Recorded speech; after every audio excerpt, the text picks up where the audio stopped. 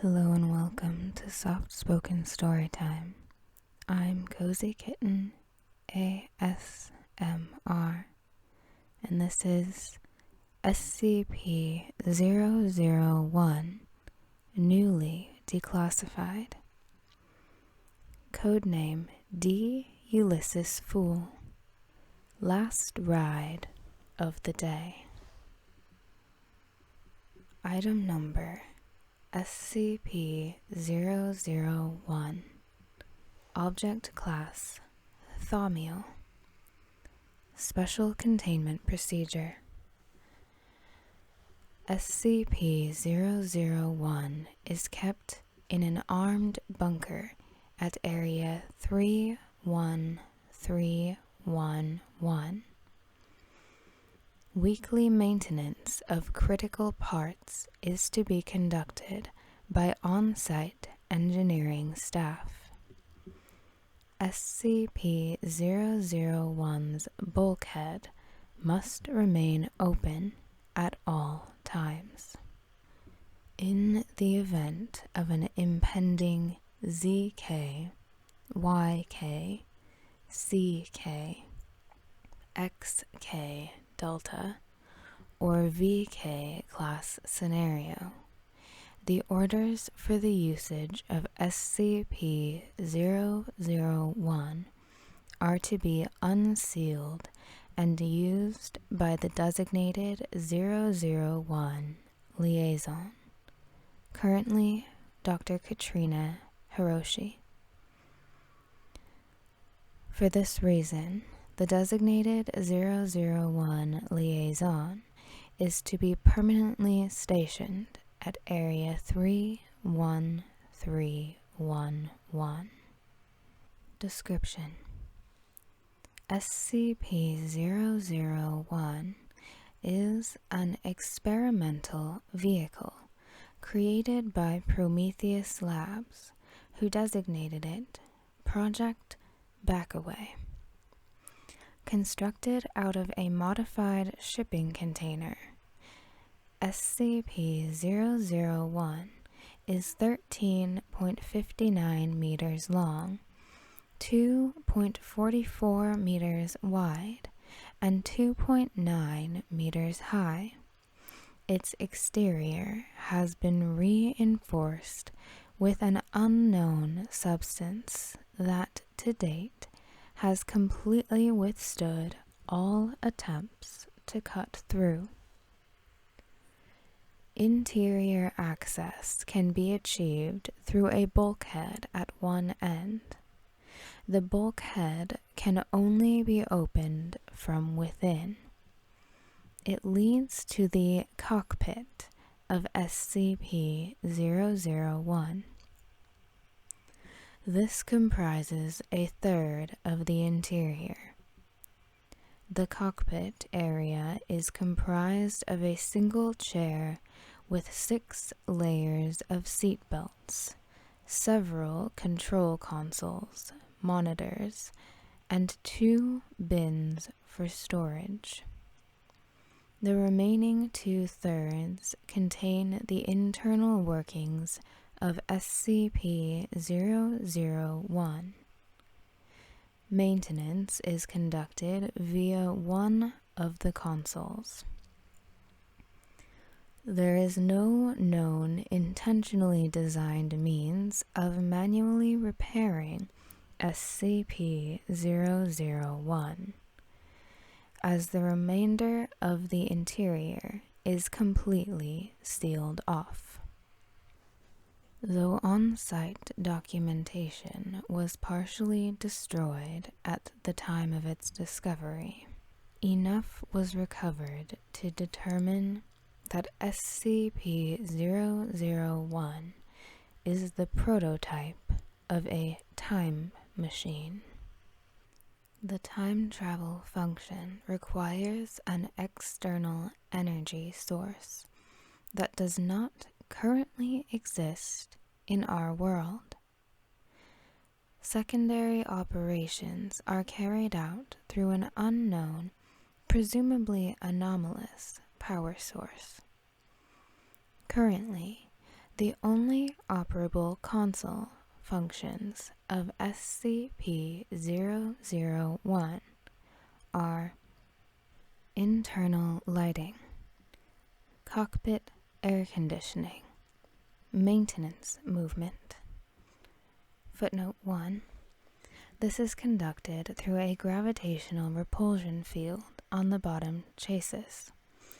Due to the fact that its maximum speed is 1 kilometer per hour and its maximum altitude is 28 centimeters. This is only useful for repositioning during storage.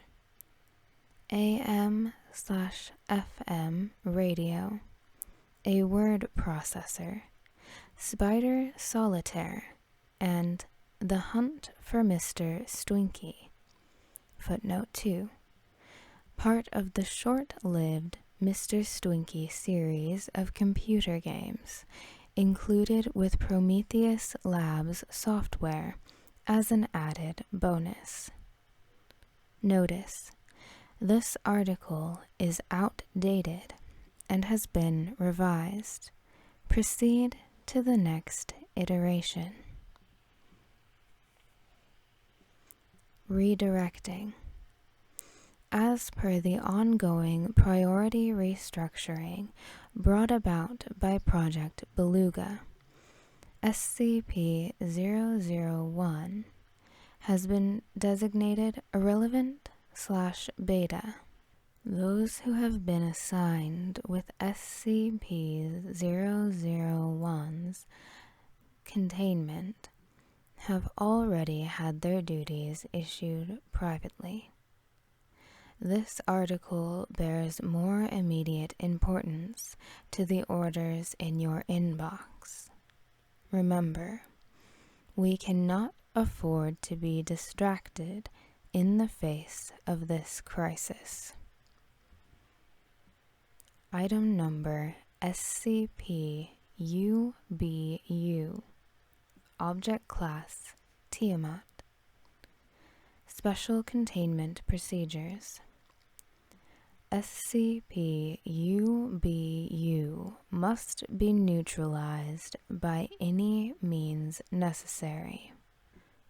Neutralization efforts are ongoing via Project Beluga. All non-critical resources have been diverted into Project Beluga as needed. Further information and strategic resources are restricted to Project Beluga staff. Description: SCP-UBU refers to a violent and extremely hostile humanoid entity that appeared in Kangatsiik, Greenland on May 12, 2588. The sudden materialization of SCP-UBU coincides with an ongoing Omega-K/A class augmented end-of-death scenario. Footnote 1. All multicellular life on Earth experiences a bodily regenerative effect, regardless of injury or illness. This was believed to be a separate phenomenon until the stream of regenerative lambda waves was triangulated to SCP-UBU. This event also coincided with the following phenomena: a mass loss of function for all SCP-2578-D, SCP-3319, and other objects operated by the Three Moons Initiative. The cessation of all further SCP-2922 communications. The severance of the extra-dimensional space known as the Wanderer's Library from Earth, a representative of the Serpent's Hand cited irreconcilable security concerns in the decision. Several incidents in which a representative of Marshall, Carter, and Dark, having gained access to the O5 Council's personal contact information through unknown means, desperately tried to sell the Foundation large amounts of the company's stock. The place that must never have the same name twice, SCP-4000, losing all anomalous properties. A small parchment note reading "Good luck" was found in the entryway. Footnote 2. Due to neutralization, Protocol 4000-issue is no longer in effect. SCP-3008 being anomalously bought out by an unknown proprietor and slowly converted into a shelter.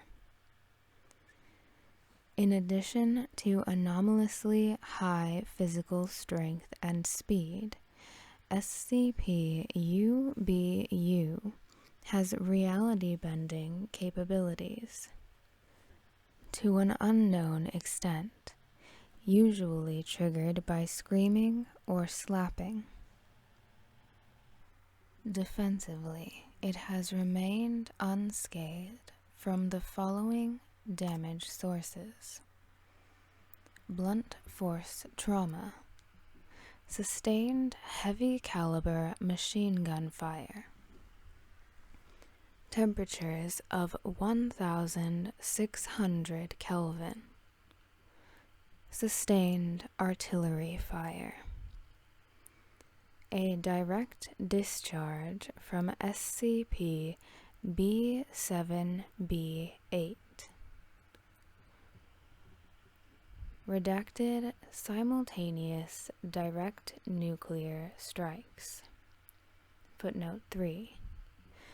This test was notable as the only example so far of SCP-UBU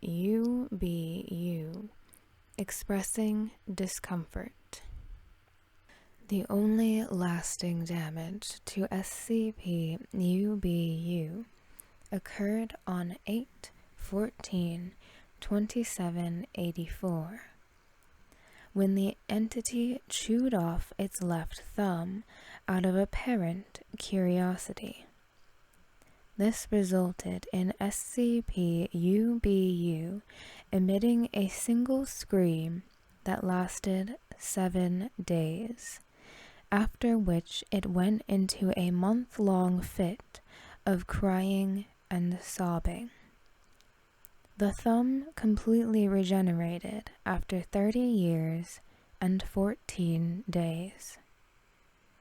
Anatomy. The entity is 4.3 meters in height. An exact estimate of its mass remains unknown, but measurement attempts during its brief containment displayed a minimal recorded weight of 15,399 kilograms. Though its anatomical composition remains unknown, SCP-UBU's bodily shape is consistent with an obese androgynous humanoid. It is covered in hairless, pure white skin that bears a similar texture to that of a dolphin or other small whale. Despite being devoid of eyes, ears, or nostrils, SCP-UBU is fully capable of vision, hearing, and smell. The only apparent sensory organ on its body, other than skin, is a 0.5 meter wide humanoid mouth with a prehensile tongue, indeterminate length. There is a cloaca on its lower body for expelling waste. Behavior. SCP-UBU does not appear to understand speech in any known language. While it is capable of vocalizations, the majority of them are used for screaming, laughter, and intrigued babbling. Ever since its arrival, SCP-UBU has been devoted to causing as much destruction as possible. Though SCP-UBU will attack anything indiscriminately, SCP-UBU shows preference in assaulting and devouring human beings in densely populated areas. It takes an infantile and curious approach to violence, often playing with its victims for hours on end. The regenerative effect brought about by SCP-UBU's presence has eliminated the possibility of doing permanent damage to anything other than civil infrastructure and property. Ergo, whether there is any greater motive to its rampages other than sadism is unknown. SCP-UBU Timeline 5/12/2588 0533 GMT. A 4-kiloton explosion accompanied by an electromagnetic pulse destroys the town of Kungustik, Greenland. Survivors recall a pale green light enveloping the area. 0615 GMT. Omega K/A class scenario begins, triggering widespread panic. 0846 GMT. O5 Command holds an emergency meeting to address a potential Omega K class scenario. 11:05 GMT. First sightings of SCP-UBU reported. 5/15/2588 12 GMT. In order to properly address the regenerative effect, the Foundation's veil is lifted as per the Broken Masquerade Protocol. 051 makes a statement to the UN. 5/20/2588 SCP-UBU arrives in St. John's, Newfoundland, beginning a 2-year rampage throughout the city. 5/21/2588 Mobile Task Force New 7 Hammer Down engages SCP-UBU in St. John's.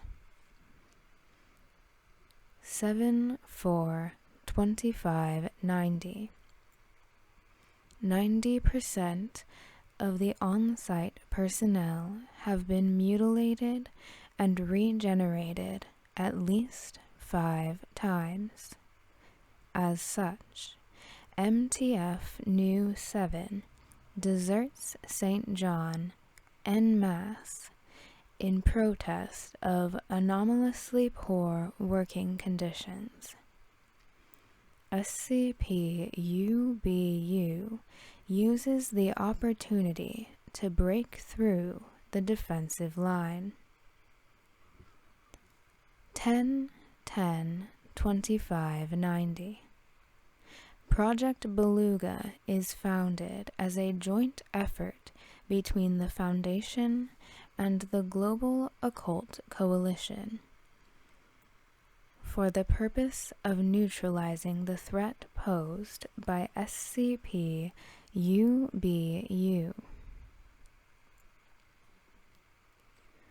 12-29-2590. SCP-UBU reaches Columbus, Ohio. It spends the next year on the following project: digging a 2-kilometer deep hole in the center of the city, gathering 2.9 million people to throw into the hole, repeatedly leaping into the upper stratosphere and stomping into the hole, and drinking the resulted squeezed juices. It eventually grows bored with this and moves on to Lake Erie. 1-5-2592. SCP-UBU assaults several cargo ships in Lake Erie. 20 ships are thrown out of Earth's gravitational pull. 2 of them land on the moon. Truncated for brevity. 6-10-2670. 0600 GMT. SCP-UBU is finally contained at Site 59. 6-10-2670. 0602 GMT. SCP-UBU breaches containment. Subsequent retrieval attempts failed. 9-9-2673. SCP-UBU spends 73 days rubbing its crotch against the Statue of Liberty while howling. It should be noted that SCP-UBU lacks any sort of visible genitalia. 2-10-2674. The Schenectady Agreement is signed between NATO powers, the Russian Federation, the People's Republic of China, the Foundation, and the Global Occult Coalition. As such, due to environmental concerns, further nuclear strikes are prohibited against SCP-UBU. Shortly after signing, SCP-UBU breaks into the ceremony and makes a bead necklace out of a few lengths of woven rebar and 15 still living foreign dignitaries. 4-30-2674. SCP-UBU assaults Site 19. Relevant excerpt from Experiment Log T98816-OC108/682. Item number SCP-AFF. Footnote 4. Object Class Euclid. Humanoid anomaly capable of turning living flesh to limestone with her voice. Tissue Test Record.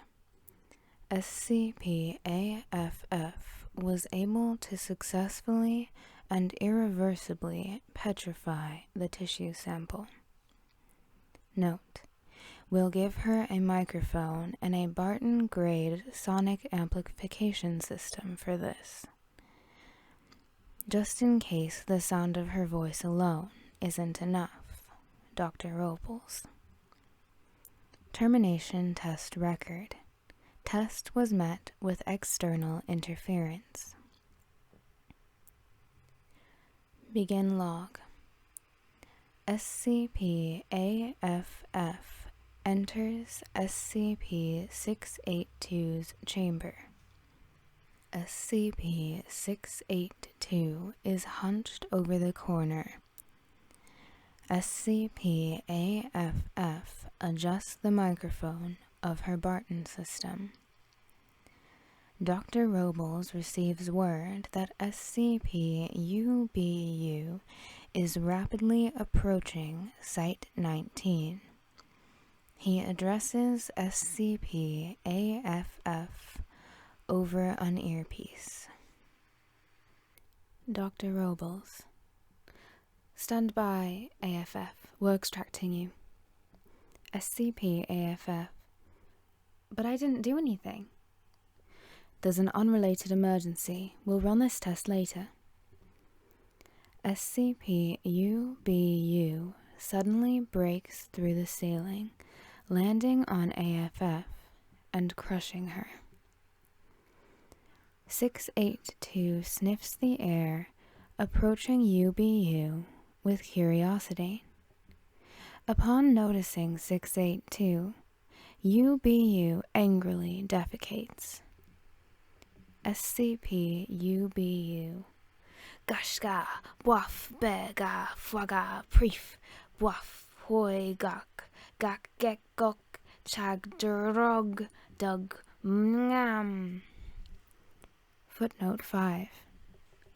Though the language has not yet been identified, this remains the only vocalization from SCP-UBU to date that resembles any form of speech. 682 snarls and lunges at UBU. 682. Take that back! UBU slaps 682's cheek. 682 screams. A glowing mark left by UBU's hand spreads over 682's body. Once the glow completely envelops 682, the bond between its cells are instantaneously broken, dissolving 682 into a pool of assorted toxic bodily fluids. UBU bathes itself in 682's remains for 5 minutes while giggling. As AFF's body starts to regenerate, UBU tears her head off and eats it.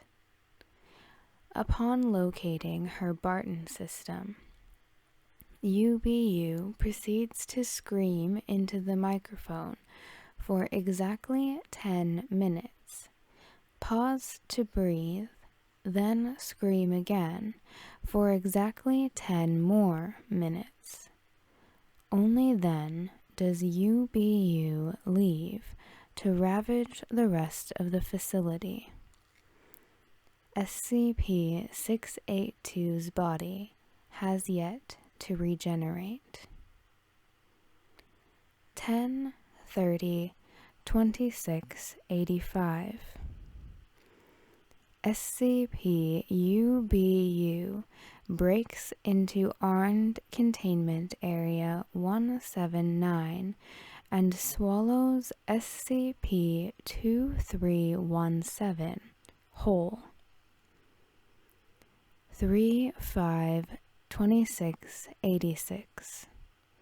Following SCP-UBU's assault, SCP-2000 has been reclassified neutralized. Truncated for brevity. 3-15-2750. Former film star Nash de Groot publishes the Zonk Manifesto, a book built on the following thesis. Immortality and SCP-UBU's rampages have made life on Earth intolerable, and the only solution is to enter an eternal coma via guided meditation and hard drugs. As such, a social movement known as the International Zonk gains traction. 6-24-2790. After a lengthy battle with Project Beluga forces in China, SCP-UBU grows bored and retreats into the Bay of Bengal. This marks a 3-year absence of SCP-UBU, save for continual underwater seismic events during that time. 2-15-2792. Cuddletopia, the largest Zonk pile so far, footnote 6, a sort of living mass grave composed of unresponsive adherents to the International Zonk, reaches its initial goal of 5 million residents and counting.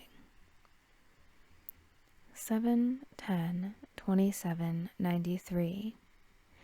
SCP-UBU flings SCP-3000 from the ocean, leaving it beached on Indian soil. Several cities are destroyed in the process.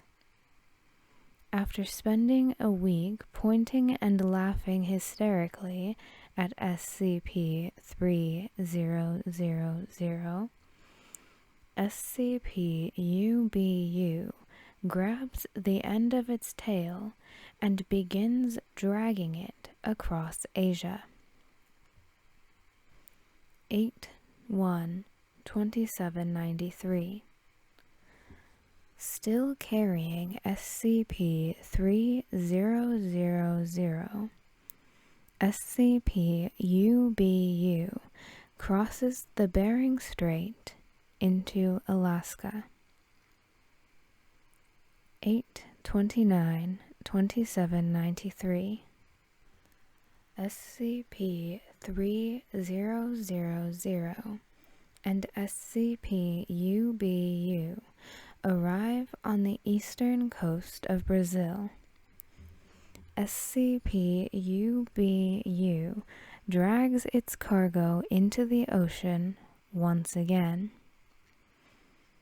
8-30-2793. SCP-169 emerges. Reports that SCP-3000 had been tied around its neck have yet to be proven. Truncated for brevity. 12-10-30-20. The fight between SCP-UBU and SCP-169 ends when the former slaps the latter in the same way as SCP-682. SCP-169 has been reclassified neutralized. 12-11-30-20. A 10-year period of inactivity from SCP-UBU begins. At this point, despite global immortality, the resulting collateral damage has rendered the surface of the Earth uninhabitable and entirely underwater. Civilization carries on in a single archipelago of floating cities made from ships and debris. 5/28/3028. The archipelago is deserted. The Foundation's SCP-S Naismith contains the only 140 remaining humans who haven't moved to New Zonkland. Footnote 7. A massive floating zonk pile. Many of these residents there have resorted to using anomalous means to lose their consciousness and achieve perfect zonk. 1/14/3030. SCP-UBU sighted in the water off the port bow of Naismith. It vocalizes mockingly before swimming in the direction of New Zonkland. The O5 Council calls an emergency meeting. Meeting transcript re SCP-UBU sighting. Date 1/14/3030. Time 01:05 GMT. Location SCP-S Naismith Conference Room A. Begin log. 052. Calling roll. 051. Present. 052, that's me. 053, missing. 054, 054 remains silent. 055, missing. So 6 through 10, hurry it up. 11? 12 and 13? Blew their heads off again. Well, when they get up, tell them we need to conserve that ammunition. What we need is an effing plan. You don't say. If only someone would hold a meeting about it. You know what I mean? One, that's enough. Yes, it is. We haven't exhausted all our anomalous options for neutralizing UBU. Where's the corn cake? We've been over this, Lawrence. Throwing the corn cake in this mess is only going to... It's anchored 57 clicks due southeast. 4. Why the hell did you tell him that? Because we're out of wine. Goodbye, everyone. 054 pulls out a pistol and shoots herself in the right temple. Chunks of her skull land on 051, who brushes them off in disgust. Not the time or place for... 054's free hand raises a middle finger. Well, friends, it seems the Omega K has had us up and about so long that our personalities have run out of the fuel we were given from birth. In all likelihood, we'd see better professionalism and teamwork in New Zonkland. As a matter of fact, that's a good segue into what I was about to propose. 0511 stands up. Then frankly, I hope you find the nicest, cleanest spots in the mass grave. Where are you going? That depends. Which way is southeast? End log. The sound of roaring wind can be heard in the near distance. Poor audio quality dissolves the noise into hissing waves of undulating radio static. This thing on? 5 seconds of silence. Good evening and or morning. Could be effing anything o'clock from how dark the sky is. All the smoke makes it hard to differentiate.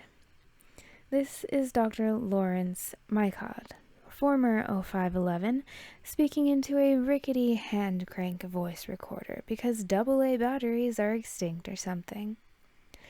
If I sound a little agitated, I assure you it's only because of all this homicidal frustration I'm feeling. If you can still hear the whiny editorializing portions, consider that evidence that I've failed in my mission. Upon success, I have full intention of editing out all the four little words and mediocrity. That is, unless I make an affidavit to the effect of keep it for the authenticity and or keep it because I just don't care anymore. Which brings us to the million-dollar question, what the heck am I doing? I got off the Naismith a few weeks ago when I caught wind that I was the only one who didn't vote themselves onto the comatose hippie continent. Not sure which part of the planet-wide sea I'm in, but the stars indicate it's the northern hemisphere. My lifeboat made it within eyeshot of the SCP's corncrake before snapping in half. Startled me into yet another heart attack. Once you're immortal, it's just a full-body sneeze. Reached for my pistol, not that it would do much help. Tried to remember some of the old mimetic kill words from my days at Site 59, just in case UBU was allergic to any of them. Sure enough, my assailant comes wriggling out of the ocean. All fleshy and pale, I brace myself for yet another little playtime session with UBU. And would you believe it? It was only a narwhal. It was flopping about in a frenzy. Usually narwhals move so slow, but this thing must have been in the middle of a panic attack. Understandable, because as soon as I got a good look, there was a Danish stop sign impaled through its head. From all the rust, it had been there for centuries. Like that, all my anger and fear turned to pity. Of course, UBU had to have skewered this narwhal with a traffic sign. What else could have done it? Or even wanted to? This animal and I had a shared enemy. Back when there was still dry land, everyone had their little story about when they met UBU. Oh, UBU, my daughter hasn't spoken to me ever since the bastard shoved my whole body down her throat. Didn't you see me in the news? UBU carried me around for a week, snacking on me every now and then, like I was his personal turkey leg. It was hell, but honestly, part of me felt a little bummed out when he threw me away. UBU ripped my legs off, then he waited there for him to grow back, ripped him off again, rinse and repeat. By the time he got bored, I had 20 spare pairs of legs lying around. Yeah, I could do 'em all one better. See, during the early days of the rampages, the second I was off duty, UBU impaled my wife on a broom handle. Then he ran up to me, giggling, tearing off my clothes. Look, one silver lining is that I don't think this thing knows what sex is. But no, he just threw me in the pool of sewage he opened in the streets, starts slathering me in gray water, getting it all in all the nooks and crannies. Then he rubbed my screaming wife all over me like a scrubbing brush. I think he was even trying to whistle a little bathtub song while he was doing it. He can't whistle for shit. 7 seconds of silence. I used to be so raw from even the thought of it. But after a few centuries, we started passing these stories around like they're dirty jokes. I don't know what that says about the human psyche, but it's a thing that shouldn't be said. The point is, all 8 billion people and F all how many animals on the earth, and it's been UBU's duty to go up to every last one of us, one at a time, and ruin our day. At least a mass extinction wouldn't have made it that personal. Which brings me to the SCP's corncrake. Fatigue and hypothermia had me spend damn near 2 hours climbing up the side. Long story short, the Corncrake is the last fully functional Foundation containment site, built out of an old cargo barge. All the anomalies that made the Ganymede list, i.e., if everything went to hell, these would still be too dangerous to abandon if we could help it. They're cooped up on here, along with whatever else we could fit that seemed important enough. If there's anything we haven't tried against SCP-UBU, it's in here. 2-1-30-30, 1520 GMT. Just wrapped up my initial exploration of the Corncrake. One silver lining is that I've got free reign of the place, in addition to my 0511 ID card being a skeleton key for the automated systems. All the staff have predictably effed off to New Zonkland. Might as well give a brief summary of some of the objects I found on my first run-through that haven't been smashed to shit. 10 BZ hominid replicators in perfect working order. Damn, I thought these things would extinct after UBU trashed SCP-2000. A cage containing SCP-2845, or whatever is left of it. I had a peek. I thought the reports of UBU tying the stag's neck in a knot were hyperbole. I really wish they were. Not needing the rituals anymore is nice, at least. SCP-YEZ, Crowd Control for the Practical Opportunist. Object Class Safe. Gives the reader the ability to spread out their consciousness into several living hosts and electronic devices. I think a few keeters we had earlier boiled down to this stupid book later on. SCP-319, a curious device. Object Class Keter.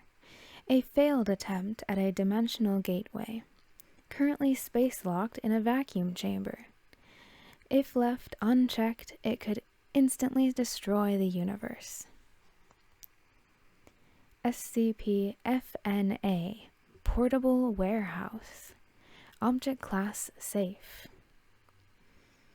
Exactly what it says on the tin. A portable door frame to a pocket dimension.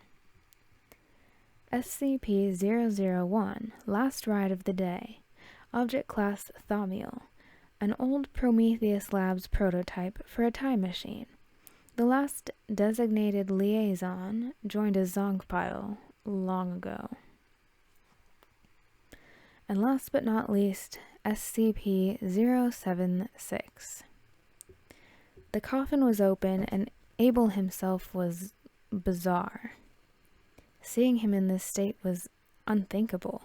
No bloodlust, no anger, nothing. All this time, he's been sitting on the edge of the ship, staring into the waves. I passed by him and nearly made a run for it. But as soon as he spots me, he gives me this half-hearted wave of greeting. There's a very real chance I'm the first person in human history to see Abel depressed. Looking back, I suppose it's only natural. The violence of UBU's immortal world holds no joy for Abel. Struggle without killing, torture without satisfaction, conflict without resolution. All that hatred, no one left to turn it toward but himself. Man, now I'm half tempted to put a blanket over the poor guy. It's cold out there. 02-10-30-30, 07-59 GMT. It is with a heavy heart that I must announce the fact that I finally know what the heck I'm doing. I just finished loading all 10 of the hominid replicators into SCP-FNA. Thank goodness the forklift was still in working order. But it was a bitch and a half fitting them through the door. I had better luck taking couches up the dorm stairs in my college years. As for the last ride, I may have unsealed 001's sealed portion ahead of schedule. With any luck, the printout has dried out by now. Let's see here. The sound of wet papers being shuffled. SCP-001 is capable of temporarily relocating to its relative position 15,000 years prior to activation. This temporal displacement is divergent/paradox irrelevant. In other words, a separate timeline is created as a landing point. For example, if an occupant from timeline X were to murder their parents in utero in timeline Y, the Y iteration of the occupant would no longer exist, but the occupant themselves, being from X, would be unharmed. When in a fully active state, SCP-001 deploys a 5-meter-high telescopic antenna that functions as a kilowave energy sink. This will harness the energy required to temporarily displace and blah blah blah. Long story short, Coloco waves are only produced as a byproduct of the universe suddenly dying, with ZK-class reality failures producing the most. Instead of going into the void, SCP-001 uses the void to slingshot it back in time for 15,000 years. Much more than enough time to make sure whatever happened never happens. So, here's my plan for the next steps of Project Beluga. Step 1. Plant a few explosive charges around SCP-319. Step 2. Pillage anything I could potentially use against SCP-UBU into SCP-FNA. Step 3. Hop in the cockpit with SCP-FNA. Step 4. Raise the Coloco sink. And Step 5. Prolonged sigh. Detonate. 15,000 years of survivor's guilt is going to be the best case scenario. But this is the only way. Just gotta keep telling myself that everyone drifted off into the resulting ZK will be the lucky ones. Only I will know about what's going to happen in Greenland, and with this knowledge, I could either help the Foundation better prepare for what's coming, or figure something out for myself. It's only fitting.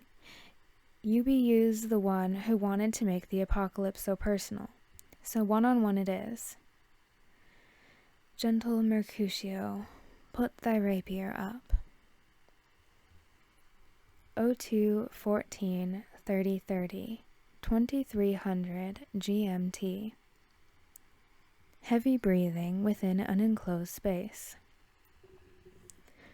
This is Dr. Lawrence Mykod. I have just laid the final charges on critical points of SCP-319's vacuum chamber. Barring some ridiculous black swan at the last minute, the explosives will be enough to cause the chamber's walls to implode upon the device. He attempts to slow his breathing. He is unsuccessful. God forgive me. The clicking of keys. Boot sequence initiated. Backaway BIOS. Copyright 1996. Prometheus Labs. Welcome, user. The current date is February 14th, 3030 CE. Happy Valentine's Day. What would you like to do today? Bulkhead close.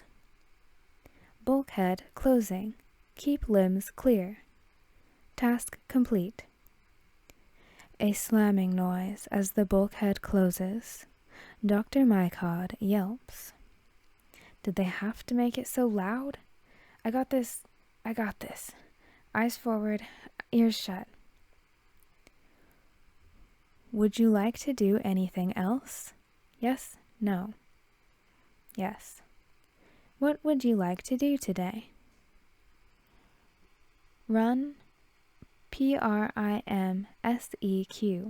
Confirm. Y. N. Y. Beginning primary sequence. Hatch opened. Deploying Coloco sync. 10% deployed.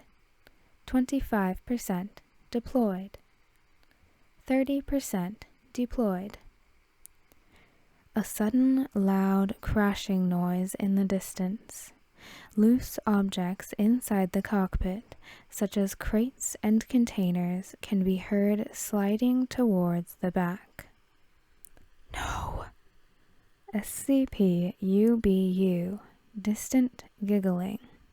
Mycod pounds on the keys. The sink. Lower it. Lower. Come on. 45% deployed. Abort. Alert. Please wait until the task has been completed. Override/abort_TAK. Override command not recognized. 57% deployed. Override/abort task. Understood. Lowering Coloco sync. 45% deployed. 30% deployed. Override lower faster. Override command not recognized. Damn it, UBU is going to break it off and shove it up my ass. He's like 5 feet away. Lower it and lower. You seem frustrated, user. Prometheus Labs cares about your mental health in the workplace. May we suggest taking a break with a computer game for some much-needed stress relief? Simply type Run Swinky to join the hunt for Mr. Swinky. Swinkyland needs you to catch that sneaky Mr. Swinky before he misses Princess Poinky's birthday party. 25% deployed. Override go to F yourself.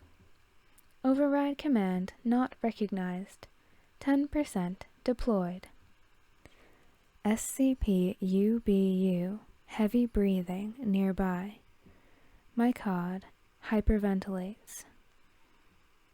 SCP-UBU. Misho. 3 seconds of silence. Misho! Yoo-hoo! 12 seconds of silence. SCP-UBU whistles the song it used during Mycod's bath. Mycod collapses in another heart attack. More giggling, thumping, and grinding noises against the blast door. SCP-UBU howls in the same way as when it was mating with the Statue of Liberty. Mycod weeps quietly. The thumping stops. UBU grunts in annoyance. Aiba, gashka, zup, neplev, dondek, shna. A third voice suddenly calls out from behind the door. SCP-076-2. Human, you know what you have to do. Now do it. What? Come on, I can't hold him back forever. Nya, aiba, drum, gak, faf. SCP-076-2. The single filthiest thing ever said in Sumerian. SCP-UBU blows a raspberry. The sounds of fighting continue in the distance. Mycod slowly gets up. His forehead suddenly hits the console. Damn it, now I remember. Typical. Task complete. Would you like to do anything else? Y. N. Y. What would you like to do today? Run PRIMSEQ/express. confirm YN. Y. Express module confirm YN. Hatch opened. Deploying Coloco sync. Rerouting reserve power for express deployment. Task complete. Awaiting energy input. Awaiting energy input. Awaiting energy input. SCP-076-2 yells in pain. The yelling fades into the upper distance. SCP-UBU laughs triumphantly. My God, hyperventilating once again, grabs the detonator. Not my fault. UBU forced me. Not my fault. UBU forced me. No choice. Not my fault. Not my... Mishu! No! Click. Warning. Coloco feed positive. Coloco drive active. Vessel structural integrity confirmed. Do not open the door. Do not open the door. Do not open the door. Do not open the door. Do not open the door. Do not open the door. Do not open the door. Do not open the door. Do not open the door. Do not open the door.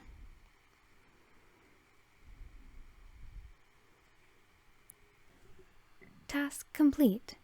The current date is February 14th, 11,970 BCE. Happy Valentine's Day! Now that your task is complete, no doubt you are grieving the old world. Numerous psychological studies have indicated that playing a video game after a traumatic event will minimize the effects of PTSD. Could this be the day you type Run Stinky and join the hunt for Mr. Stinky?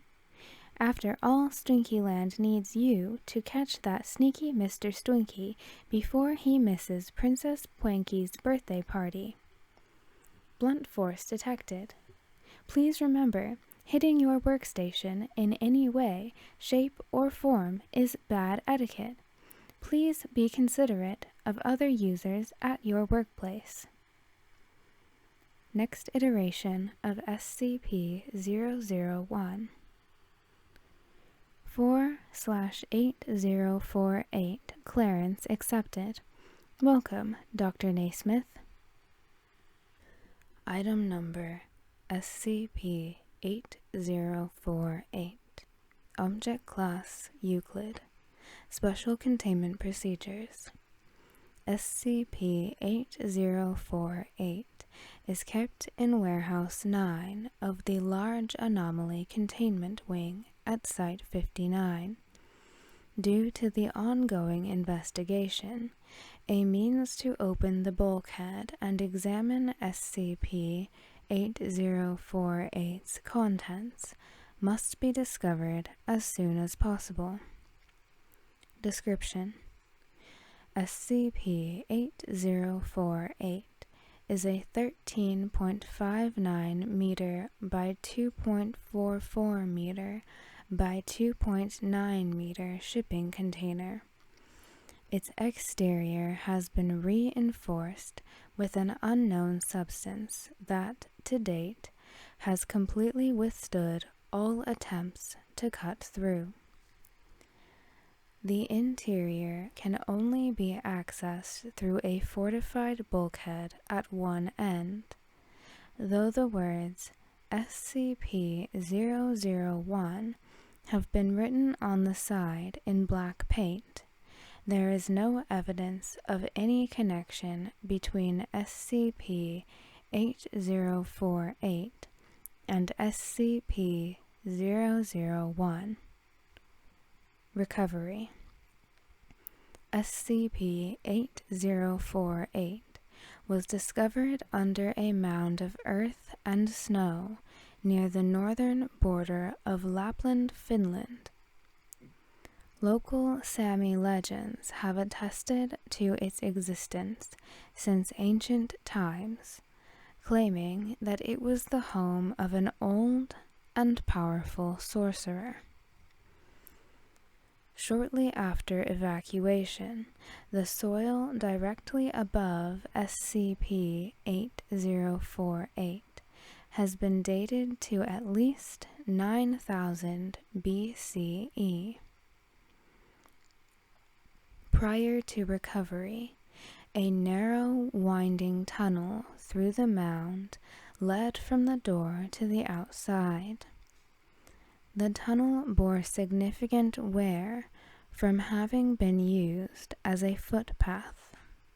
Other than that, there has been no conclusive evidence that anyone has entered or exited the door before recovery. Addendum POI 8048. During the initial evacuation on April 12, 1993, SCP-8048's bulkhead opened. POI 8048 exited the object and snapped his fingers, which closed the door behind him. Attempts by Foundation personnel to open the door with finger snapping have been unsuccessful. POI 8048 is a 32-year-old man of French-Canadian descent who answers to the name Dr. Lawrence Mycod. He has made multiple outlandish claims about himself and SCP-8048, including, but not limited to, SCP-8048 is a time machine. He held the office of 0511 in the year 3030 from an alternate timeline. Said timeline experienced a modified Omega K class end of death scenario that coincided with the invasion of a Tiamat class anomaly known as SCP-UBU. SCP-UBU was an extremely dangerous and sadistic entity who was capable of, among other things, neutralizing SCP-169 and SCP-682. His timeline's version of the Foundation launched Project Beluga, which resulted in an impossible war with SCP-UBU that lasted 441 years. POI 8048 deliberately sabotaged SCP-319 to act as a power source for SCP-8048, thus arriving in Lapland in the year 11,970 BCE. SCP-UBU will arrive in Greenland on May 12, 2588. POI 8048 was able to extend his lifespan by sharing his consciousness between a central computer within SCP-8048 and several thousand bodies created by his personal hominid replicators. Said consciousness sharing was achieved through a book classified in the future as SCP-YEZ. He wishes to assist the Foundation in the termination of SCP-UBU and has laid out a plan for its termination as outlined in Document 8048 Zeta. Despite legitimacy concerns, POI 8048 was able to mention at least 104 specific terms and pieces of data known only to standing members of the O5 Council. Motion as follows. Allow POI 8048 to assist the Foundation with SCP-UBU as per document 8048 Zeta. Yay, 054. Nay, 051, 052, 053, 055, 056, 058, 059, 0510, 0511, 0512, 0513. Abstain, 057. Votes pending, none. Result, motion failed. Motion as follows. Allow POI 8048 to assist the Foundation with their own strategy to respond to SCP-UBU. Yay, none. Nay, 052, 053, 055, 056, 058, 059, 0511, 0512, 0513. Abstain, 051, 054, 057, 0510. Votes pending, none. Result, motion failed. Interview 8048-58124. Location, Site 59. Date, 4/14/95. Interviewer, Dr. Isaiah Henderson. Interviewed, POI 8048. Begin log. Dr. Henderson, please state your name for the record. POI 8048. Dr. Lawrence Mycott, former O511. Redacted. Footnote 1. A mimetic passphrase that, when spoken by anyone other than a current or former O511, will result in the subject bursting into flames. Dr. Henderson, we're not here to discuss your legitimacy. That's no longer in question. Better late than never. Suppose you'd better get to the point then. If we could proceed without unnecessary hostility.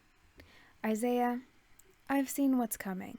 I've lived through it. I have provided a definitive solution, and all I'm met with at every turn are caveats and hand-wringing. I'm allowed to not be thrilled.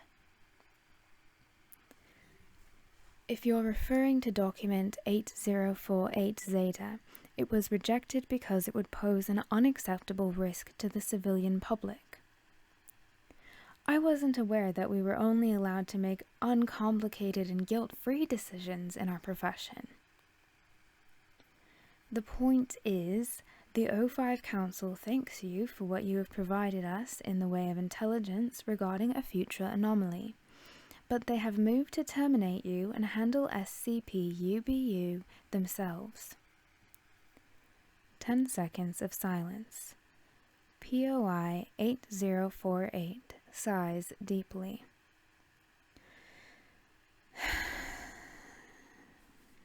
On what grounds?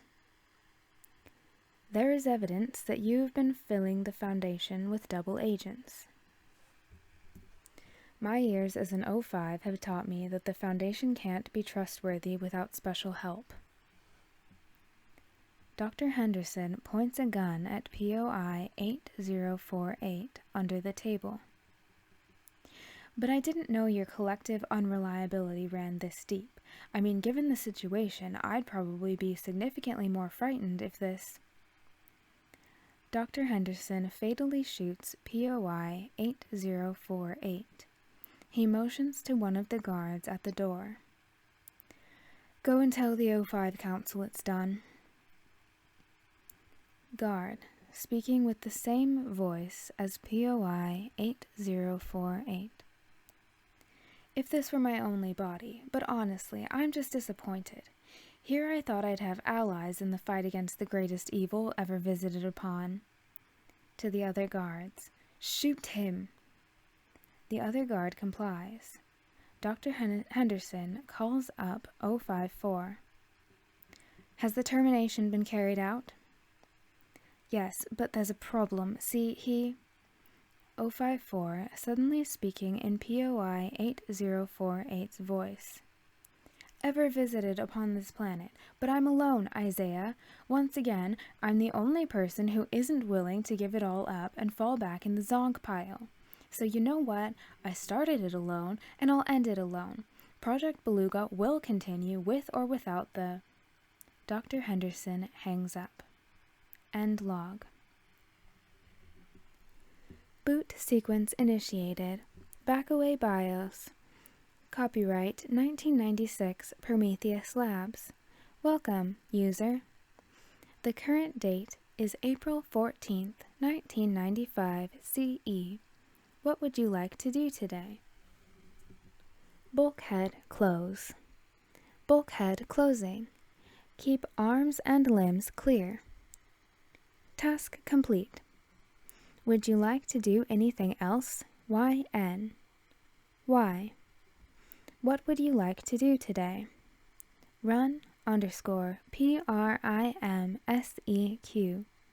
Confirm YN. Why? Beginning primary sequence. Alert. SCP-319 has been compromised. Stand by for... Project Beluga. Secure, contain, punish. Mission Statement. On May 12, 2588, the entity known as SCP-UBU invaded and pillaged human civilization for no other motivation than cruelty and selfish gratification. Shortly thereafter, Project Beluga was founded as a joint effort between the Global Occult Coalition and the SCP Foundation for the purposes of UBU's destruction. UBU is not merely a threat to human safety, he is an affront to every positive and loving concept in the human consciousness. Rather than our lives, he seeks to destroy our quality of life to sate his own sick desires. Footnote 1. Emergency correction. Alright, look, I just started calling UBU a he, and it stuck after a while, okay? I am aware he's gender neutral via V being an anomalous pile of monster flesh or whatever, but for frick's sake, I've been at this how long? Just let me have this. Think about it. The taste of ice cream, playing with your dog, the way you felt after your first kiss. That is UBU's sworn enemy. No fate is too cruel for him. No hatred is strong enough. When Project Beluga's charter was signed, 592 GOC officers and Foundation staff were present at the ceremony. Our troops numbered in the hundreds of thousands. I, Dr. Lawrence Mycod, am the only surviving member, and always will be. What I lack in numbers is compensated thousandfold by my weapons, my mind, my replicated bodies, and eons of experience. The following record serves one purpose alone, that once justice has been brought to UBU, humans in the shining and golden UBU free future will understand that one person can accomplish, through the power of hard science and raw emotion entwined in a perfect and indestructible braid. And while we're at it, you're very welcome. Dr. Lawrence Mycott. Abridged record of SCP-001 activations. Cycle 1, Initial. Description. See previous documentation. Activation point 214-3030 CE. Notes. Initial discovery and usage of SCP-001. Cycle 2. Cooperation. Description. First year spent on perfecting the use of SCP-YEZ to achieve the spread consciousness effect. The next 12,000 years focused on the expansion of the base site Beluga. Footnote 2. Located within SCP-FNA, which itself is inside SCP-001. The creation of usable replicates for Dr. Mycott through the use of the on-site BZHRs, clandestine collection of resources, and observation for any historical factors that would lead to the appearance of SCP-UBU. Remainder spent on securing Foundation resources and possible assistance. Activation point 4/14/1995 CE. Notes. The SCP Foundation can no longer be trusted.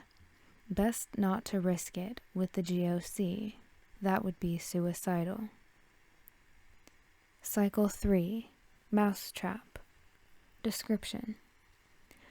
Ownership of Kangastiak, Greenland, secured through a Project Beluga civilian front. Civilian population forcibly evacuated. Century prior to UBU appearance spent in the construction of Beluga 1, in the epicenter of UBU's appearance. Beluga 1 consists of the following: 100 high-yield nuclear weapons, heat amplification runes copied from SCP-NSF, a targeting beacon for SCP-DAG, 5 antimatter gathering pods from SCP-HNM.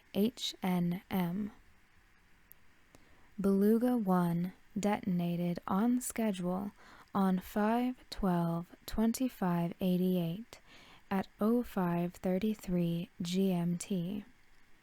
Activation point 9/1/2588 CE. Notes. SCP-UBU unharmed. Rampages proceeded similarly to Cycle 1, save for the additional environmental threat posed by the slowly expanding lake of magma in Greenland. Cycle 4. Competition. Description. Greater scope of clandestine control gained over the Foundation and Global Occult Coalition via the use of replicates.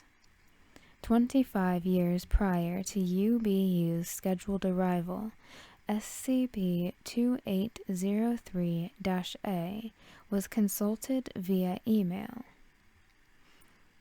SCP-803-A. So got to being do American business with mistress foreign investor such as yourself, Mr. Myco, or perhaps I should say Monsieur Miko. Haha is lil joke. My God. They weren't kidding when they said you had a sense of humor. But here's the thing, Mr. Gawk. I've got a bit of inside information on the future of the consumer electronics market, if you'd like to hear. That is, unless you wouldn't want to get your nose dirty with the feds. Ooh, yes, I would very much liking doing to insider tradings, ha ha ha, and justerfy the beans, am I right? There is no concern about my nose become dirty on account of, wait for it, I am very large pile of flesh and donut half a nose. I suck it government regulations. Attaboy. Well, word on the street is, in about 25 years, something's gonna come up in Greenland that's gonna tank the global economy. No, not economy. There's more. Some Eastern joker by the name of UBU wants to put a serious dent into consumer electronics in particular. If you've got any future projects slated for your tentpole IPs like Porridge or Massey, you'd better get them done before 2588, because after that, people are going to start spending their video game dollars on disaster relief. Oh grief, 'tis an outrage. Totally soft is not capable of disaster relief. Totally soft produces high quality disasters, not reliefs them. But all is not lost. I've heard tell from those Foundation creeps that you have a unique skill set that could put this UBU guy in his place. Something about obliterating? Oh ho ho ho ho ho ho ho ho ho ho ho ho ho ho. Well, as a matter of fact, a year prior to UBU's arrival, SCP-2803-A announced a strategic merger with Large Crab Thing Corporation and promptly attacked, parasitized, and fused with SCP-169. The resulting creature was 1.5 times SCP-169's size and had multiple heads. Billions died overnight from collateral damage. I tried to stick around and observe the inevitable fight with UBU for anything that could at least make the bastard flinch. The fight lasted centuries, but no damage whatsoever was done on either side. UBU finally made the killing slap when it stopped being fun. Activation point 142992 CE. Notes. Moving forward, it would be best not to fight through a third party. Truncated for brevity. Cycle 273. Spirited Away. Description. Increased the aperture from the Beluga 94 project to teleport the entire continent of Greenland into another dimension after the UBU materialization event. UBU and Greenland successfully disappeared on 5/12/2588 at 0534 GMT. At 0539 GMT, a second UBU materialization event occurred in the exact same place. Rampage continued as normal. Activation point 6:30/2588 CE. Notes. This, combined with the equally bizarre failures from cycle 28, 57, 102 to 168, and 260, are causing unnecessary self-doubt. considering modifying the central consciousness containment unit to identify any negativity directed toward the self and forcibly reroute it towards UBU. Truncated for brevity. Cycle 530. UBU Destruction Attempt number 530. Description: Site assembly established in Cyprus in 10,485 BCE. Construction of the Beluga X unit was completed over the course of 3,000 years at site assembly. To achieve this, the Church of the Broken God was infiltrated and forcibly repurposed into the False Pretense Labor Division of Project Beluga. Sarkic cult activity goes unchecked throughout much of Eastern Europe as a result. Damage deemed acceptable. Beluga X is a heavily armed construct based on the design of SCP-2406. The flesh-loosening harpoons from Beluga 580 were reconfigured as Beluga X's primary weapon. Shortly before the first encounter, Replicate 5818, Beluga X's pilot, was chosen as majority consciousness holder. Beluga X was deployed on the outskirts of Kangastik approximately 10 minutes after the UBU materialization event. Beluga X examines the wreckage of the city. Replicate 5818. Target not sighted. Switching to exterior comms. Beluga X. SCP-UBU. This planet is under the protection of Project Beluga. We know why you have attempted to invade, and for this you must... SCP-UBU. Unintelligible. Replicate 5818. Triangulating. 2 clicks southeast. Approaching. Beluga X. Show yourself. SCP-UBU. Micho? Beluga X freezes. Beluga X. No. SCP-UBU. Micho! Micho! Beluga X. I did not tell you my name. How the hell do you... UBU whistles the bath time song. His skill with whistling has improved. Beluga X. It's you. You're the original one. You've... How? UBU giggles hysterically. How did you survive? How long have you been following me? Beluga X charges for UBU's location. Mid-charge, the unit's right leg makes contact with a large pile of UBU dung.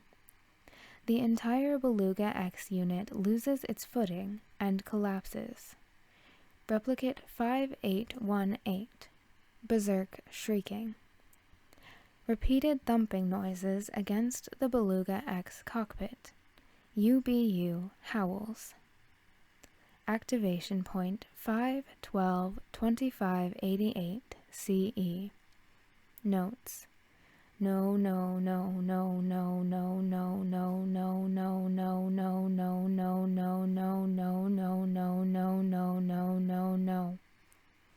Truncated for brevity.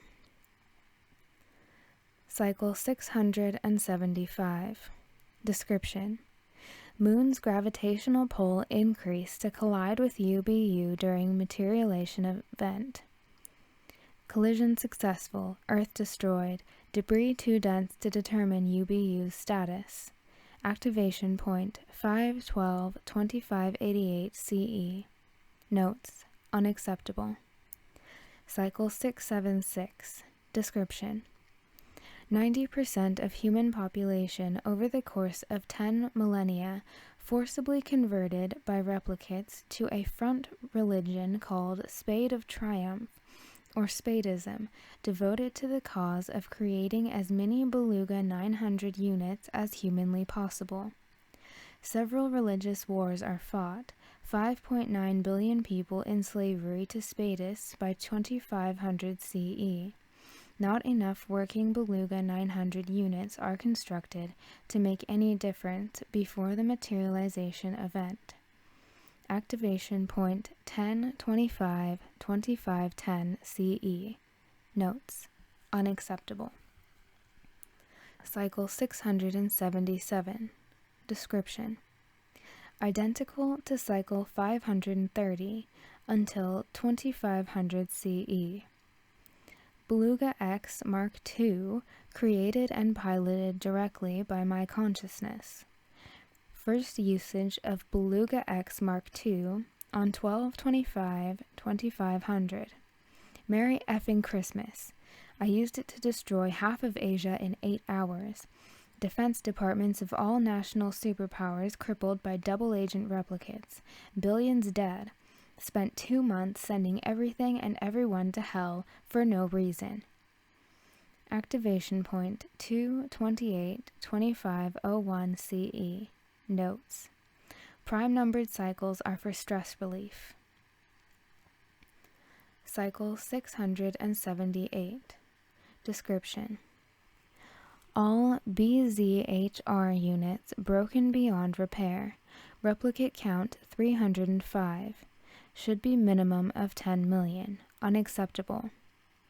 In retrospect, this was likely due to the switch in raw materials beginning with cycle 600.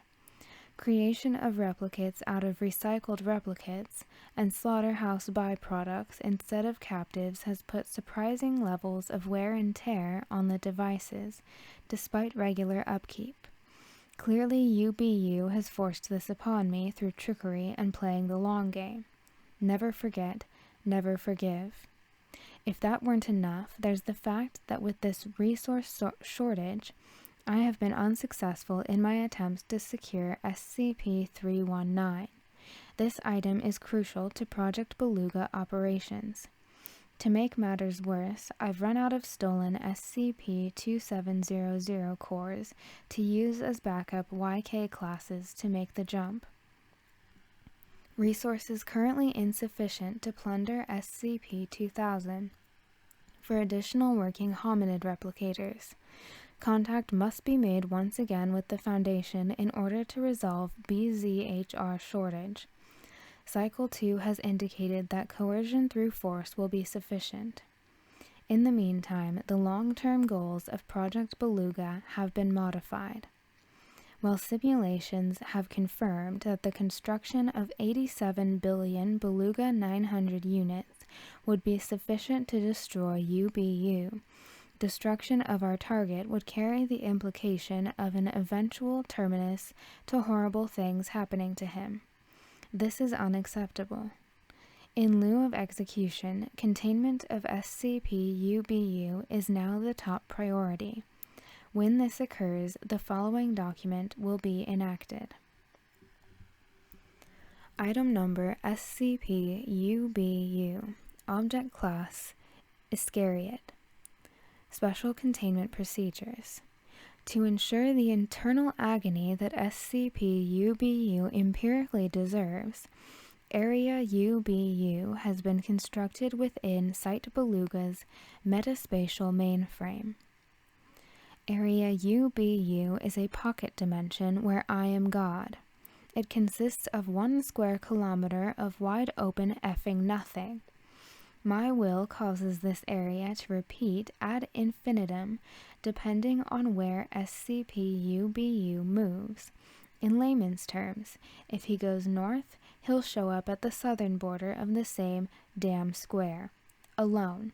No one to run from him, no one to fight him, no one to hurt but himself. And if he tries to kill himself for an easy out, his every wound will instantly regenerate. Gee, wonder how that feels. The floor of Area UBU is indestructible. Doubtless, UBU will pound and kick at it for years on end. every attempt will be futile, and if SCP-UBU tries to shit and piss on the floor and lap it all up because this is literally his idea of comfort food, everything but UBU will fall into the endless abyss below. He will claw at the floor in search of what will never be his, weeping, languishing. UBU will be kept in this uncaring solitude for as long as it takes for the futility of his situation to set in. His laughter will become confusion. His confusion will become anger. His anger will become whimpering. His whimpering will become begging. His begging will become sobbing. His sobbing will become wailing. He will experience the same thing a 5-year-old boy experiences when he discovers that he will die someday, and his mommy and daddy can't talk God into giving him an exception. Weep for me, weep for me, weep for me. If SCP-UBU's brain works anything like a human's, and I have millennia of observational evidence to prove this hypothesis, that means that when the isolation/time vector reaches the highest point of the y-axis, hope will set in. This will be allowed. Make no mistake, I wish nothing even remotely pleasant upon him, but if the worst parts of it were consistent, that would be comforting in itself. So, just as he gets used to his surroundings, that is when I will summon a dark and mountain-high and unspeakably strong version of myself. With a voice like thunder, I will tell him exactly how effed he is. The latent perception translation effects of Sight Beluga will mean that we will both speak the same language. Footnote 3. Perhaps he will speak and understand English. Perhaps I will speak and understand Bwaga Durga Duba Hooba Fart Noise. Either outcome is acceptable. And when all is said and done, I will pick him up with fingers like scalpels. I will turn him inside out, fold his torn-off skin into meat origami, knit his entrails into sweaters, knead his flesh like clay, and give new life to it. His living corpse will birth 1,000 children, and I will eat every last one of them because he is not allowed to reproduce. And from his defiled flesh I will clone him a companion, a wife, the first real friend he has ever had. He will fall hopelessly and suicidally in love. But like the Lord and the Pharaoh, I will harden her heart so that my works may be proven. She will reject him cruelly and viciously. She will curse the day she ever met something so objectively hideous as SCP-UBU. And if that doesn't drive the point home enough, she will offer her heart to me. I will respond by stepping on her and making UBU eat what's left. That will be his intake. Following this, I will move on to one of 148 Level 2 subroutines to be chosen based on readings from the initial session. For a full list of current castigation protocols, please refer to fuscpubu.txt. It should be noted by staff that as I wrote these procedures, I smiled for the first time in 1,583,200 years. My life has meaning again. Scream it to the rafters. Do my memory banks still have Mary Poppins / I Love to Laugh MP3? They do. Loud and long and clear, bitches. Description. Reap what you sow. SCP-001 Iteration 3. Item SCP-001-A. Object Class Euclid. Special Containment Procedures. SCP-001-A is to be kept under constant surveillance at Warehouse 9 of the Large Anomaly Containment Wing at Site-59. Emergent instances of SCP-001-A-2 are to be subdued and placed in Site-59's humanoid containment wing. A full exploration attempt of SCP-001-A-3 by Mobile Task Force Zeta-9 Mole Rats has been scheduled for 10/1/22. Description: SCP-001-A is a 13.59 meter by 2.44 meter by 2.9 shipping container. Its exterior has been reinforced with an unknown substance that, to date, has completely withstood all attempts to cut through. Save for SCP-001-A-1, it is identical in appearance and presumably function to SCP-001. However, the presence of SCP-001-A-2 makes SCP-001-A too volatile to act as a replacement for SCP-001. SCP-001-A-1 is a flat metallic device, 2.1 meters in height and 0.9 meters in width. The text SCP-FNA has been painted on the surface. Footnote 1 does not reference any known SCP designation. Through unknown means, it has been permanently affixed to the right wall of SCP-001-A's cockpit. Whether or not SCP-001-A-1 has phased into the wall is unknown. On irregular intervals, instances of SCP-001-A-2 emerge from SCP-001-A-1. SCP-001-A-2 denotes 57, so far, identical humanoid entities of indeterminate gender, intelligence, and identity. Though unarmed and lacking in capacity to do serious damage to armed personnel, subjects are extremely hostile and will assault anyone in range.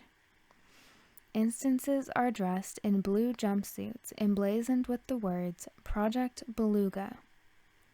They are hairless, grayish-brown in skin tone, and hygiene deficient. Tissue samples taken from SCP-001-A-2 display both human and bovine DNA. It is unknown if they are capable of speech. SCP-001-A-1 can be opened internally, usually by SCP-001-A-2, and through the use of a button on the exterior. The latter will cause two halves of the device to fold inward, leading to SCP-001-A-3. Footnote 2. With the exception of a 3 cm perimeter that serves as a door frame.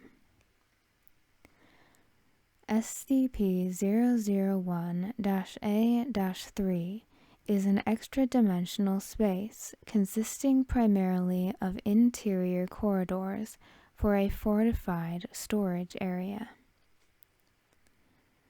Addendum Incident 001-A-88198.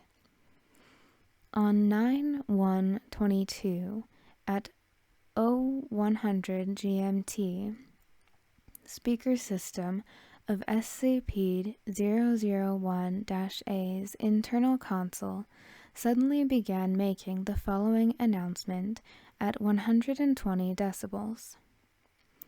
Emergency, emergency, emergency. Redacted. Footnote 3. A memetic passphrase that, when spoken by anyone other than a current or former 0511, will result in the subject bursting into flames. Similarly, recordings of this phrase when spoken by another voice are destroyed upon playback. Likelihood of Ganymede Protocol enactment if non-action is taken, approximately 100%. XK, SK, ZK, YK, class, scenario, all pending. I am stranded on the 15th basement level of SCP-001-A-3. There are possibly several children down here with me. This message will repeat until my demands are met. Help me. Emergency, emergency, emergency. After consulting both Site Director Naismith and the O5 Council, researcher Aaron Gualtieri was chosen to meet the broadcaster. Gualtieri was already scheduled for termination due to exposure to a Fafnir-class infohazard and had expressed a desire to go out doing something useful. He was given a hidden microphone to record all interactions with the broadcaster. Log of Incident 001-A-88198 9/1/22 06:18 GMT. Begin log. Sound of a blast door opening on level B15 of SCP-001-A-3. Gualtieri takes 15 steps forward. Footsteps echo. The area is spacious. Gualtieri calling out. Okay, I'm here. Hello? What do you want? No response. Anyone home? No response. Seriously? Look, no one upstairs believes this broadcast of yours, but we all agreed it's too weird to not come down and at least hear you out, so what the hell do you want? No response. Okay, I'll come back when you're... Blast doors slam shut. Gualtieri laughs defeatedly. And we're doing this now. Fantastic. Heavy machinery moves in the near distance. Let me guess, you're gonna... Slam. Gualtieri screams. Several drills and saws run at the same time. Gualtieri screams more. This repeats for approximately 34 seconds. Broadcaster. Hello. My name is Dr. Lawrence Mycott. You are going to follow my demands. Scream if you agree. Additional drill sounds. Gualtieri screams again. Good to know we're on the same page, Mr. Galar, 1 minute. Sensors are worn. I'm having trouble reading your name tag. Could you tell me your name? What do you want? I could not have more explicitly stated a desire to know your name. Researcher Aaron Gualtieri, why did you call me down here? Question. What? Have you ever hated someone? Huh? Curious.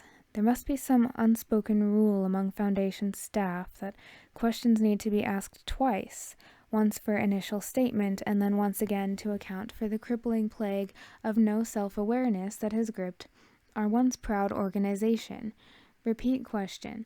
Have you ever hated someone, you idiot? Yes, I have. Naturally you have. Now then, second question. Have you ever hated someone non-stop for 9,492,687 years? No? The heck that's supposed to? If not, you have nothing to say to me barring responses to queries and demands because we are not in the same headspace and only similar minds are worthy of my friendship and tea time. No response. That is the correct answer. Now then, on to business. I need a minimum of 20 B2 hominid replicators from SCP-2000 and carte blanche access to SCP-319. This is for the sake of humanity's future in the year 2588. No response. If these demands are not met, then in T-minus 60 seconds, you are going to bang on the gates of hell and beg the stewards of eternal damnation to give you sanctuary. Gualtieri sighs. I do not recall giving you permission to performatively exhale, you emaciated turkey. On one condition. Good job. You have correctly ascertained that there is one condition to you not being used as a stress ball in between SCP-UBU termination attempts. Now talk.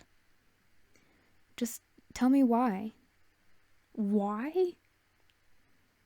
Curious. There must be some kind of unspoken rule among SCP-001-A-3 staff that questions need to be asked twice. Once for arcing electricity. Gualtieri screams again. Sassing me is illegal. Do not sass me. You are not clever. I am clever. This is my realm and I have exclusive sass rights. I just want to know why you're doing this. This is too weird to be left open. Call it a scientist instinct. Just tell me that, then I'll put all my strings topside and get you whatever you want. I promise. Is that a promise? Cross my heart. 12 seconds of silence. Very well. I will give you the short version. Gualtieri briefly cries out in pain. What the hell was that? You have briefly shared in my consciousness via SCP-YEZ everything you need to know about me, about Project Beluga, about SCP-UBU. You now have access to it like you saw it in a very clear dream. Please confirm that you can see it. Yeah, I can remember it. Good, great, awesome, outstanding, amazing. Now start talking, you little shit. It's acquiesced to my demands o'clock. Well, since you asked so nicely. A cracking noise consistent with Gualtieri opening his cyanide-filled false molar. Well, shit. Thump. Gualtieri's dead body lands against the floor. Running logic subroutines confirmed there is a non-zero chance that this devilry is the indirect work of UBU formulating additional castigation procedures to minimize mental duress. Several hours of radio silence. Gualtieri's microphone remains active. Suddenly, at 10:42 GMT, alert email notification for O5 Council.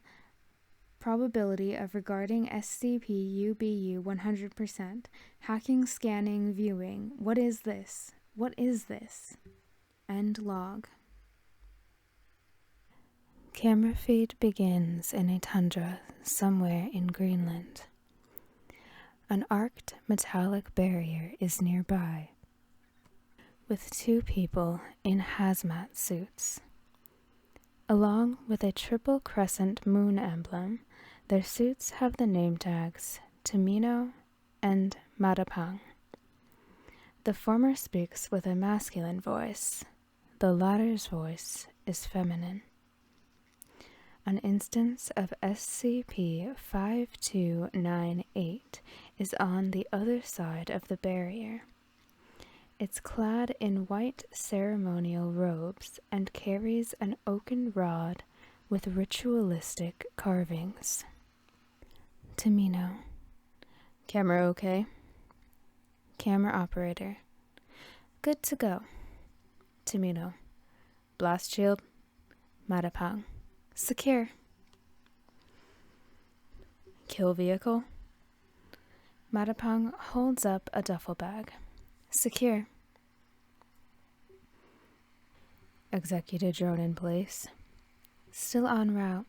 Shouldn't be much more than a minute. Celibate drone in place. SCP-5298-redacted. F you, Dad. SCP-5298-Redacted's voice suddenly shifts to that of a middle-aged man. Apologies. Looks like this one defaulted to autopilot after extended inactivity. Do not let it happen during the modified summoning ritual. That phase has to be 100% perfect, remember? We cannot allow the entity even the slightest chance to start the Eternal Hunt phase. The kill vehicle would work regardless. A 2-second long Omega K/A class scenario would still be an international incident. Fair enough. Also, what's keeping our executor? Small explosion nearby. Jalarka be praised. I hope it's a Lumalid. I've always wanted to see one of those things up close. Never mind, it's the booby prize. A previously undiscovered iteration of SCP-4922 comes into the field of view. Its blue and orange variant of Kermit the Frog. SCP-4922 Redacted. Hi-ho, Karma the Frog here, ready to dispense swift and brutal justice to the enemies of Jalarka and President Niang. If we're gonna use this thing, we're better off just giving me the kill vehicle. SCP-4922 Redacted scrunches face. Sheesh, excuse me for saving you the effort. Everyone's in place. Commencing. Oh, good. Tamino motions for the camera operator to get behind the barrier. View shifts to the interior. Could you grab me the kill vehicle, Miss Matapang? My fingers are a bit too thin for zippers. Matapang grumbles and unzips the duffel bag. Celebrant. SCP-5298-Redacted. Ready. Fire in the hole. They huddle closer to the inside of the barrier. 5298-Redacted sings a hymn in an unknown language for 24 seconds. There's a large explosion accompanied by pale green light. The barrier buckles. Broken pieces of 5298-Redacted are seen flying past the barrier. Hunt phase? Matapang checks her laptop. No lambda waves detected. Omega K/A scenario negative. It's time to get things started. 4922 exits the barrier holding the kill vehicle, a pointed wooden stick approximately 1 meter in length. The word cleansing has been hastily engraved all over the stick several hundred times. The camera operator hesitates for a few seconds, but follows. SCP-UBU, laughing, slowly stands up from a prone position in a crater caused by the explosion. 4922 approaches from behind. Misho! Misho! UBU looks around. Misho? 4922 taps UBU with its free hand. Excuse me.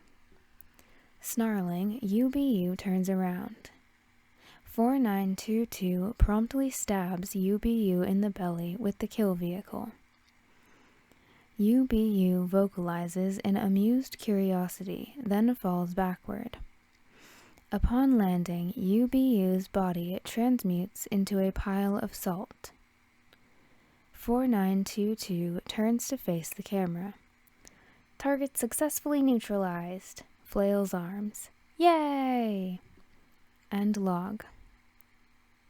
Foundation. In case you weren't aware, a researcher of yours, one Aaron Gualtieri, has recently passed away. Upon his arrival to Corbenic and subsequent retrieval by screening agents, Mr. Gualtieri informed us that your iteration of Earth was due for a bit of trouble with a certain creature that's familiar to our world.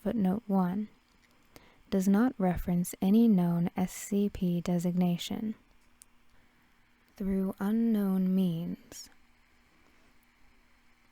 it has been permanently affixed to the right wall of SCP-001-A's cockpit. Whether or not SCP-001-A-1 has phased into the wall is unknown.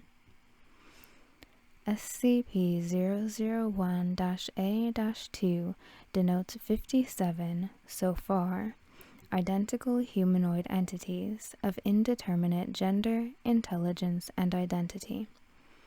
Tissue samples taken from SCP-001-A-2 display both human and bovine DNA. SCP-001-A-3 denotes a pocket-dimensional space accessible through SCP-001-A-1. Following Incident 001-A-0, it is inaccessible. Addendum 1. Incident 001-A-0. On 9/1/22 at 10:50 GMT, the bulkhead to SCP-001-A suddenly closed from within. Concurrently, all contained instances of SCP-001-A-2 died instantaneously through unknown means. 5 minutes later, SCP-001-A began emitting a constant piercing noise from within. Though SCP-001-A's exterior has muffled the sound considerably, the noise has maintained a consistent volume of redacted decibels. The sound vaguely resembles an old man screaming. Addendum 2. Inactivity. On 10/13/25, the noise stopped for 17 minutes and 5 seconds. Boot sequence initiated. Backaway BIOS, copyright 1996, Prometheus Labs. Welcome, user. The current date is October 13th, 2025 CE. Happy Columbus Day! What would you like to do today? Run word process. Item number SCP-UBU, Object Class Iscariot, Special Containment Procedures. Though strong evidence points to the conclusion that I have failed in the task I set out to do just under 10 million years ago, there is a chance that, all things considered the plan is to keep yelling, and in doing so, a higher power will one day take pity on me and bring back an SCP-UBU-2 that isn't allergic to effing twigs, and I'm going to be the one who gets to kill and punish UBU. Maybe not pity, though. That would mean I haven't earned it. Okay, new plan. The strength of my willpower via several eons of screaming will manifest the aforementioned SCP-UBU-2 into existence, like that one book, The Secret, or whatever. Then that'll be a good day. I will win. I won't have to scream anymore. Looking back, I suppose it's only natural this UBU-less world holds no joy for me. Struggle without killing, torture without satisfaction, conflict without resolution, hatred without an outlet. No one left to direct it toward but myself. My laboratory is cold. Someone please put a blanket over me. I could use a distraction. Save. Untitled1.txt saved. Hey, user. File Untitled1.txt displays evidence of severe down in the dumpstitude. Prometheus Labs cares about your mental health. why not take a break and play a video game? Just type Run Stinky to join the hunt for Mr. Stinky. After all, Stinkyland needs you to catch that sneaky Mr. Stinky before he misses Princess Planky's birthday party. Run Stinky. Please enter the 16-digit code found on the back of the provided Stinkage kit to prove that this is a legitimate copy of The Hunt for Mr. Stinky. The sound has since continued.